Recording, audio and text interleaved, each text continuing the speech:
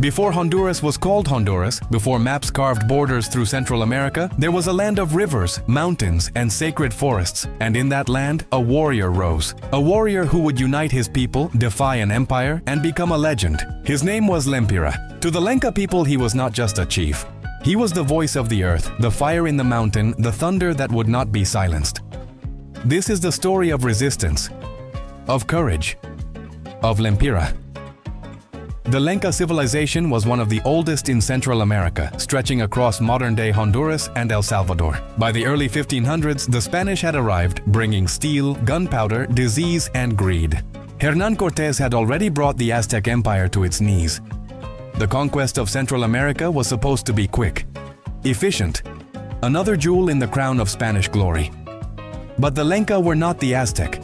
They were scattered in mountain strongholds, organized into smaller chiefdoms, and deeply connected to their land.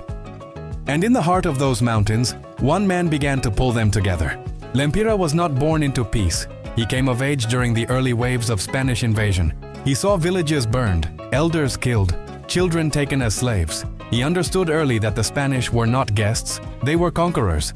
But unlike others who fled or submitted, Lempira did something rare. He chose to fight, and more importantly, he chose to unify.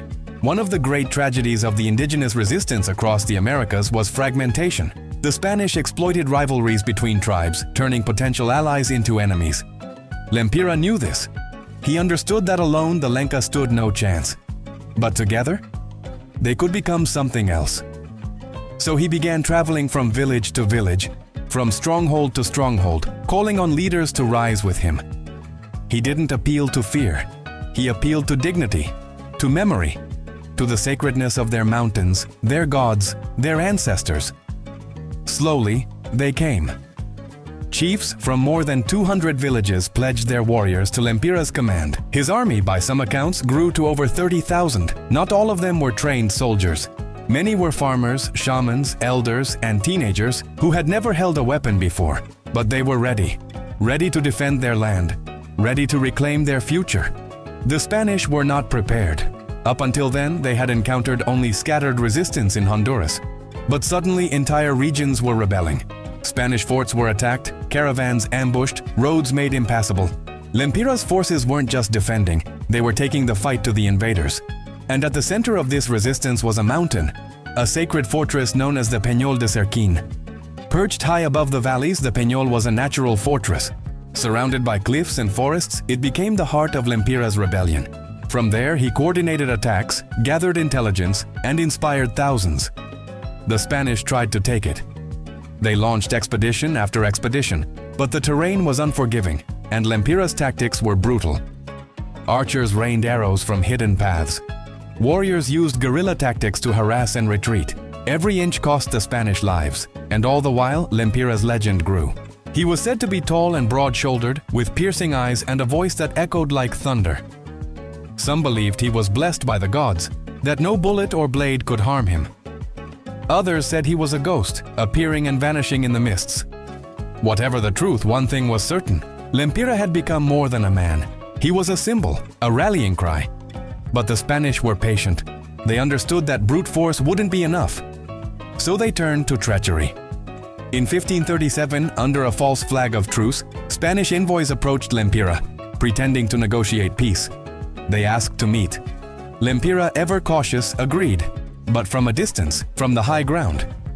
During the supposed negotiations, a Spanish marksman took aim and fired. The bullet struck Lempira and he fell. Some accounts say it was a musket. Others say a poisoned arrow. But the result was the same. The great warrior was dead. What followed was chaos. With their leader fallen, many of the Lenca warriors scattered. The Spanish seized the moment, attacking with renewed force and capturing the Peñol. Village after village fell. The rebellion was crushed, or so it seemed. Because even in death, Lempira could not be erased. His story spread like wildfire, across valleys, across mountains, across generations. Elders told of the chief who faced muskets with obsidian blades, who spoke of unity when others hid in fear, who chose death over chains, and the memory lived on. Centuries later, as Honduras sought to define itself after independence from Spain, the question emerged, who are we? What is our story? In that search for identity, one name returned over and over again: Lempira. Not the conquistadors, not the governors, but the warrior who stood against all odds. In 1943, the Honduran government named its national currency the Lempira. His face was stamped on coins and bills, statues were built, schools and towns took his name. But the real legacy was not in bronze or paper. It was in the idea that resistance is not defeat, that courage can echo beyond a battlefield, that even when a sword falls, the story can rise. Lempira's fight was never about winning a war. It was about showing that dignity matters, that the earth is not for sale, that history is not only written by the victors, it's remembered by those who refuse to forget. And today, as indigenous communities across Latin America continue to fight for land, language, and respect, Lempira's spirit lives on, in the chants of protest, in the rhythm of traditional drums, in the quiet strength of mountain villages still guarding the flame he lit centuries ago. They thought killing him would end the resistance, but what they created was a martyr, a name that would outlast the empire that tried to erase him. Say his name, remember his courage, carry his legacy. Lempira lives,